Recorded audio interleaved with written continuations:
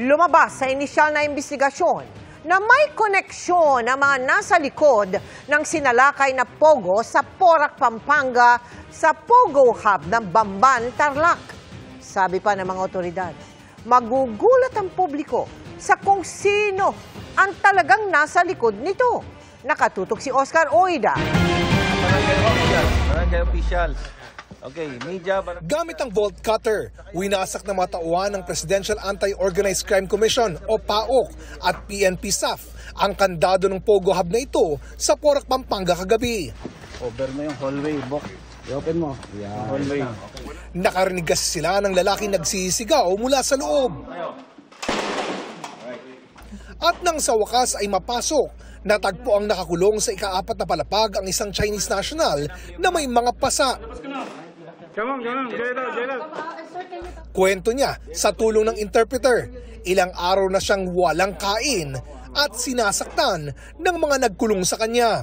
Agad din siyang dinala sa ospital.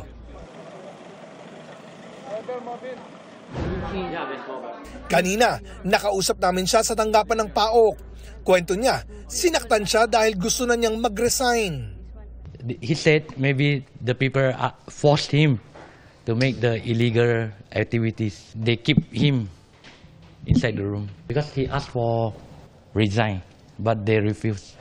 Sa ngayon ay nasa 150 ang dayuhang nasa kustodiya ng PAOK. Karamihan ay Chinese, pero meron ding Vietnamese, Burmese at Malaysian.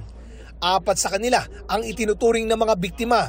155 naman ang wala umunong pasaporte at may immigration violation umano. Sinailalim na sila sa biometric o identity verification para makilala at para malaman kung may mga kaso. Ang ilang nakausap ng media, itinangging nagtatrabaho sa Pogo at bakasyonista lang umano. We have no work in here. We don't work in here. Okay. We just come here to travel and go around Pampanga to find out some restaurant or some bar. Because we are go to the aqua park, right? The case, our come down from the highway. Vacation. Yeah. Okay. Swimming? Yeah, swimming.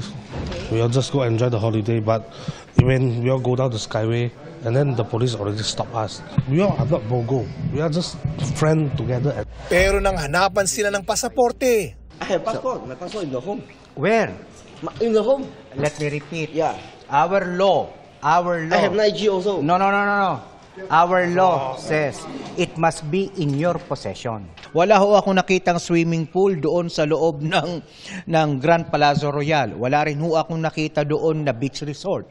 So, tandaan ho natin, mga scammer ho ito. Kahit anong kwento, gagawin nila para mapapaniwala ang kahit sino po. Lumalabas din sa inisyal na investigasyon ng PAOK na may koneksyon umano ang mga nasa likod ng Pogo Hub sa Porac sa Pogo Hub sa Bamban. Ongoing pa po yan.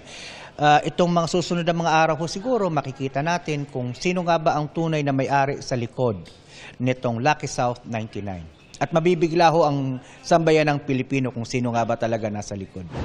Para sa GMA Integrated News, Oscar Oida, nakatutok 24 oras.